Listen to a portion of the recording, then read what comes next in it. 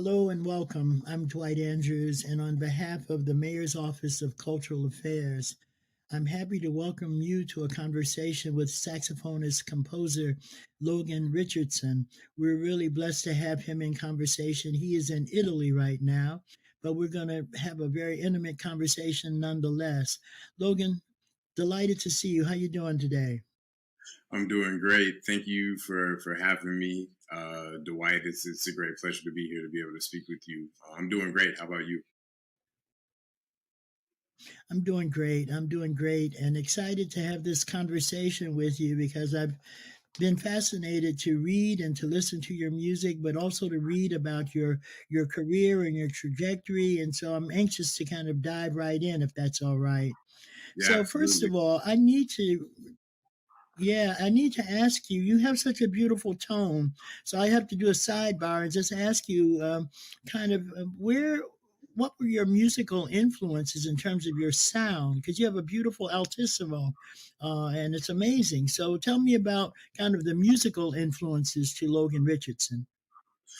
Yeah, that's a very complex question in a sense because I feel as if I'm still searching for that myself, and in terms of understanding that, because I believe when you're young, uh, everything that's around you sonically gets put into the way you express.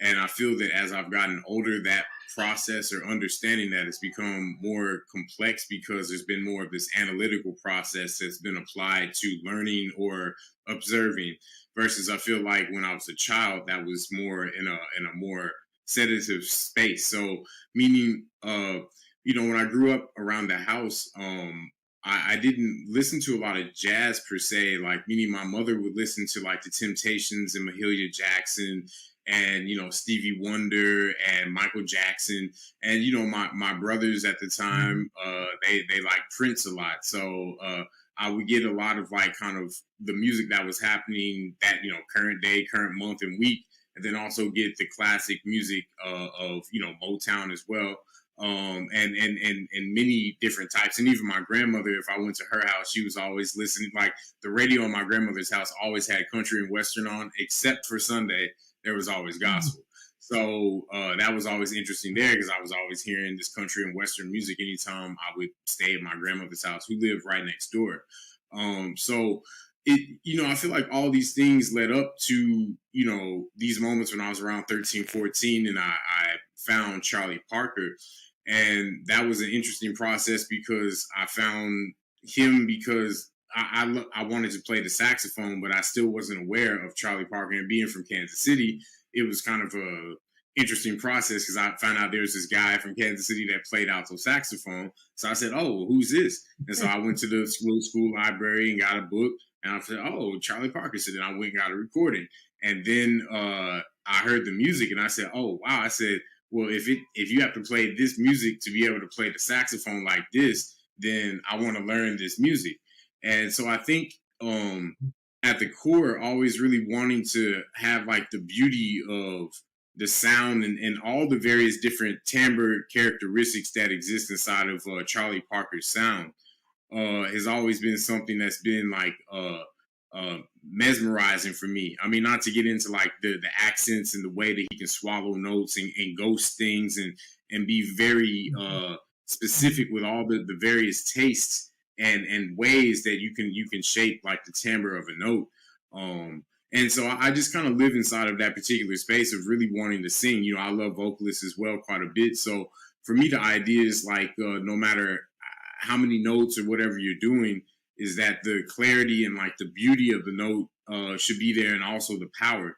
And knowing that on the horn, as you know, all the different registers are completely different. So E in the one octave is completely different than the E in a different octave, which is different than the other one. And I think as these relationships develop, then I'm able to kind of understand more of how much more I have to like dive in to understand what sound and where it's coming from and who I want to be inside of that singular note, that sound.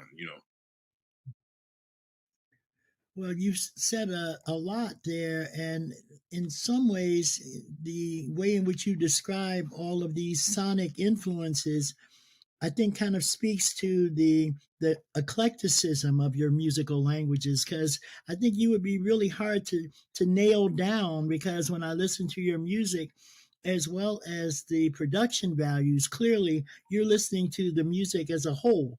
And it sounds like there are a lot of different influences that come that impinge on your statement as a musician and as a saxophonist.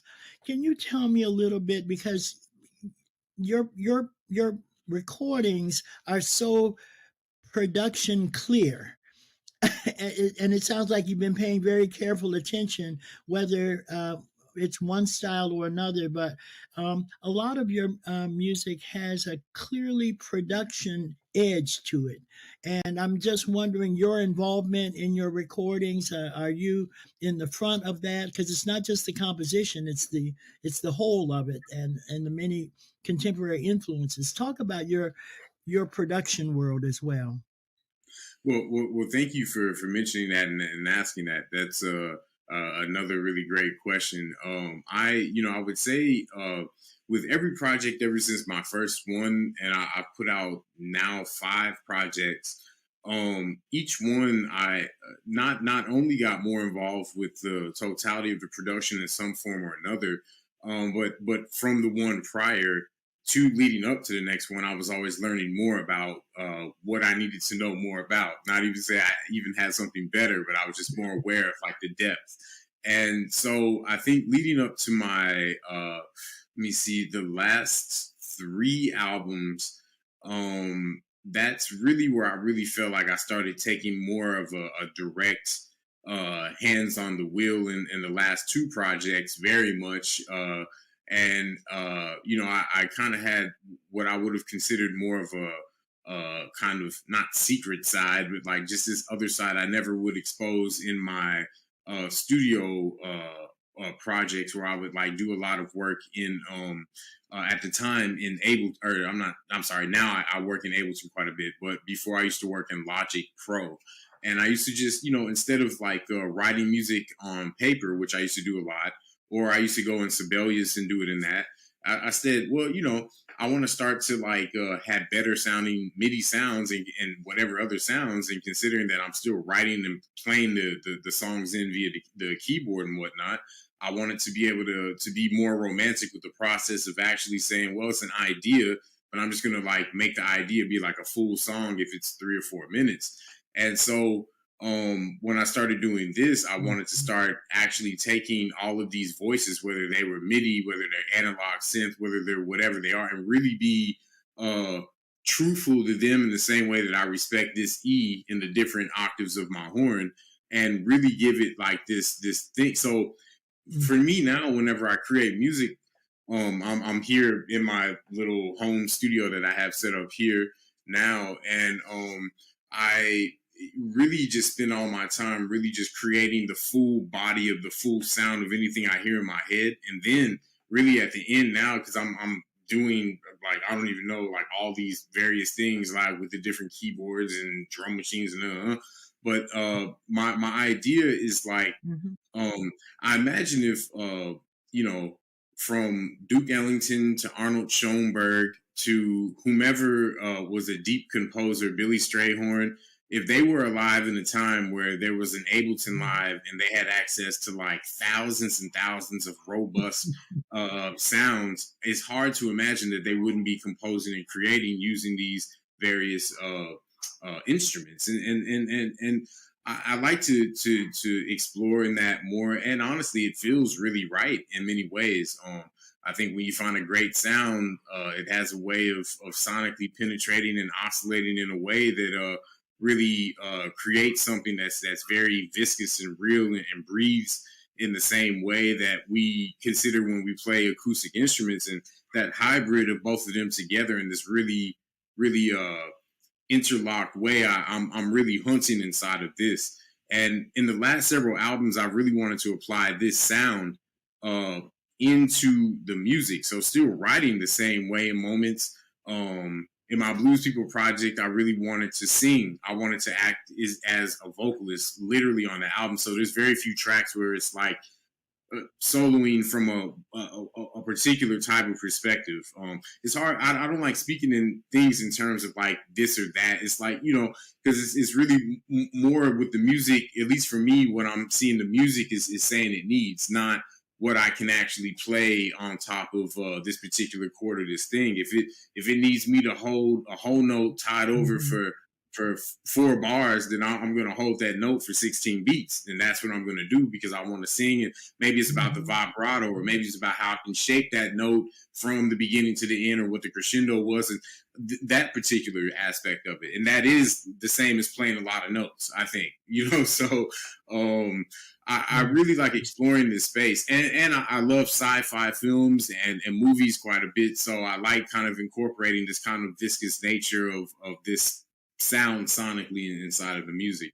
And in these last several albums, I've been locked in that kind of sonic space. So I've been trying to get that out, and I have several more albums coming out soon, and it's got that same thing. So, but some other things. So I'm excited about that too. Wow. So let me ask you, the title Blues People or Afrofuturism. I mean, where did the title Blues People come from for that particular project?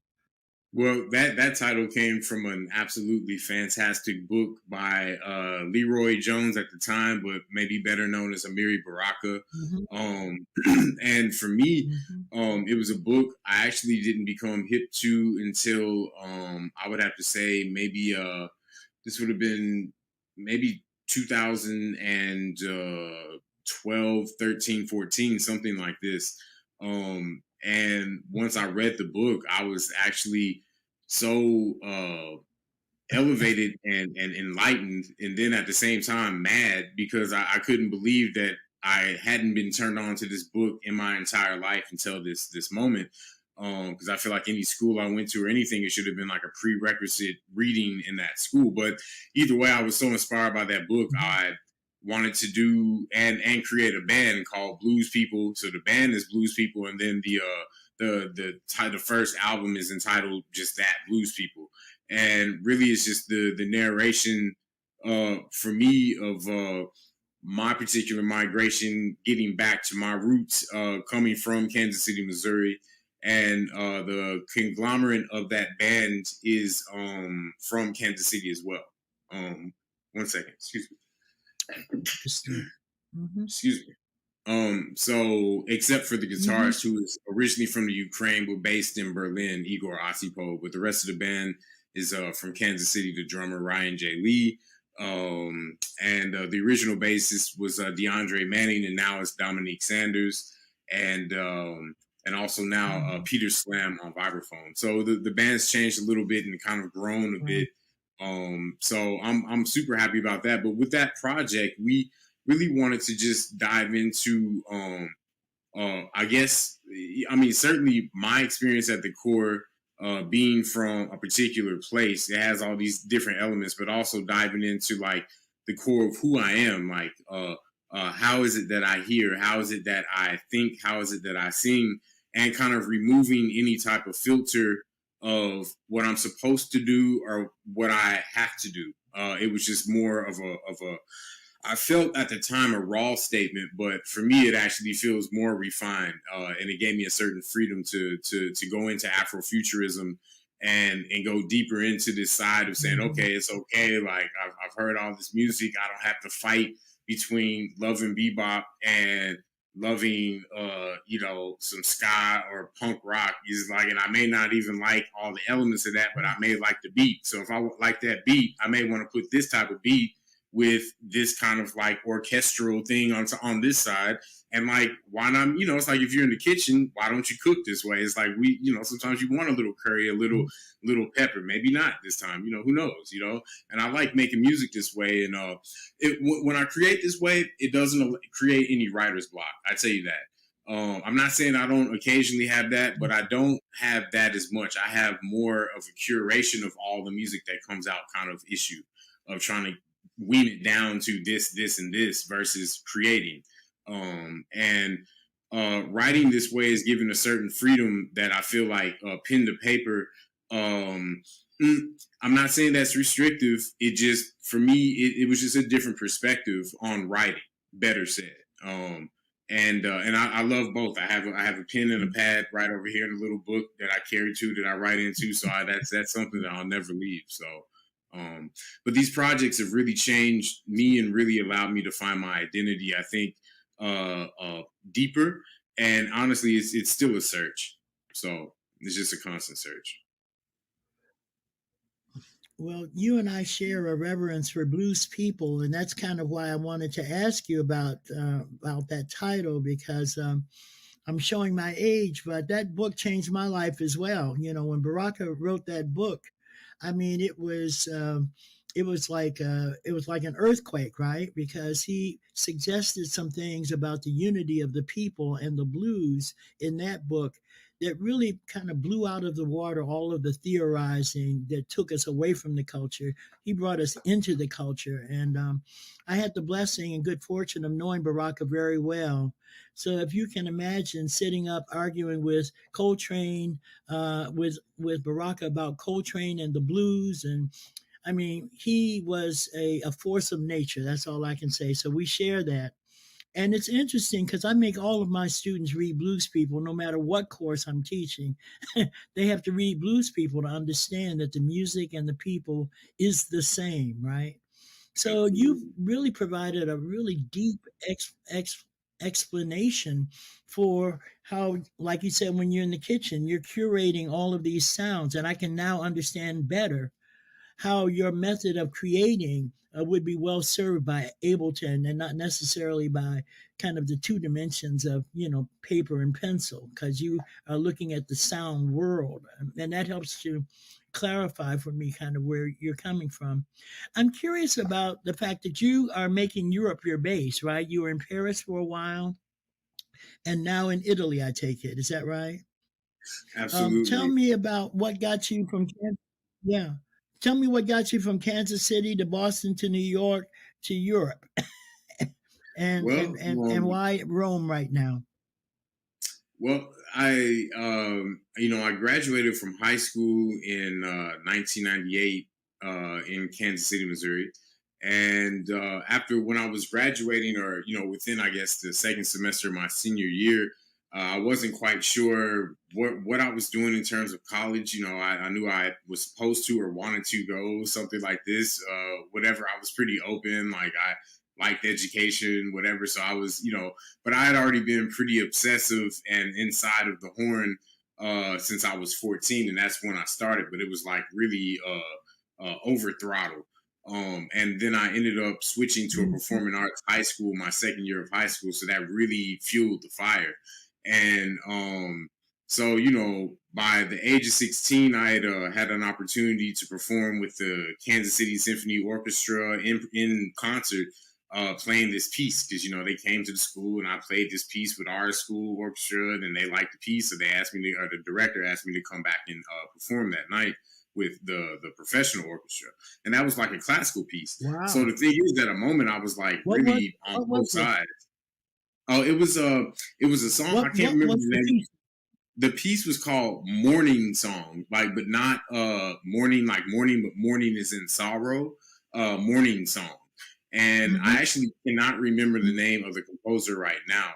I remember the name of the director at that time of the symphony was John McLaughlin. I think that was his name. Not the guitarist Hmm. McLaughlin, but McLaughlin, I think, believe. And Yeah. I that was a great experience, but at the same time, it was interesting to Casey. And I only say this so you understand, like, because this is very important. Like, at that time, I was born in 1980, so it was like 1994, 95.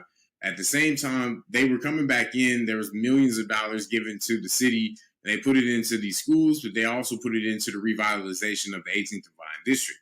So part of that, they created the 18th and Vine Jazz Institute, which, so say this is before they rebuilt the museum and the Blue Room and everything down there that's there now, right? And so we were in the building called the Lincoln Building, the historic Lincoln Building across the street from where the museum is right now. And we were in this little program that they started, but part of the program was, it was a 4-week program. if you do the program and you just, come every day, they provide lunch and you get paid as a student $500 at the end of this program. But keep in mind, it's a jazz program. You got all your little courses and everything. But you had a clinician once a week, every Wednesday. So the first clinician was Max Roach. The second one was Shirley Scott. The third one was Jimmy Owens. And the fourth one was Bobby Watson, right? So then it just rolled in because I went to the Performing Arts High School that beginning right after that August, that September, every month they brought in a different artist. So it was like, it was like Kenny Burrell, Paquito de Rivera, Jimmy Heath came in and we did a concert with Jimmy Heath, small group in the quintet, and then also in the big band playing his music. This is all like it. So it's a whirlwind. So then I finished high school. Many more people, Richard Davis, and it doesn't stop. So a lot of people came. And so then I went to, I graduated, ended up taking a year off of high school. Then I went to Berklee College of Music. And that was a great time there in 1999, 2000. And I went back for the third semester, but I always really wanted to move to New York. So I ended up applying to the new school, and I got a better scholarship to go, and actually a full ride versus I didn't have one at Berklee to go to the new school.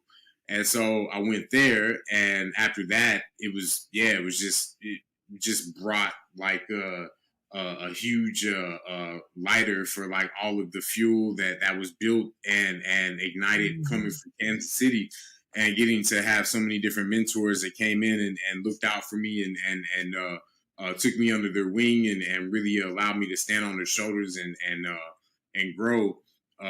It's incredible. After I was in New York for about 10 years, I could talk about that forever. So that's why I'm trying to just keep it moving. And after I was in New York for about 10 years, I got there in 2001. I left in 2011, and I moved to Galicia in Spain. And I was there for about 8 months. And then after moving to Spain, I migrated to Paris in France, and I lived there for about 5.5 years. And then after that, I moved to Rome, which is where I'm at now, at Rome in Italy. And in between, I've been on the road and had a little stint in Kansas City for about a year since 2017 and now in 21. So, yeah, it's been full. What a fantastic journey that you've been on. Well, listen, we only have a few minutes left, and I could talk with you all day, man. It's fascinating to hear you.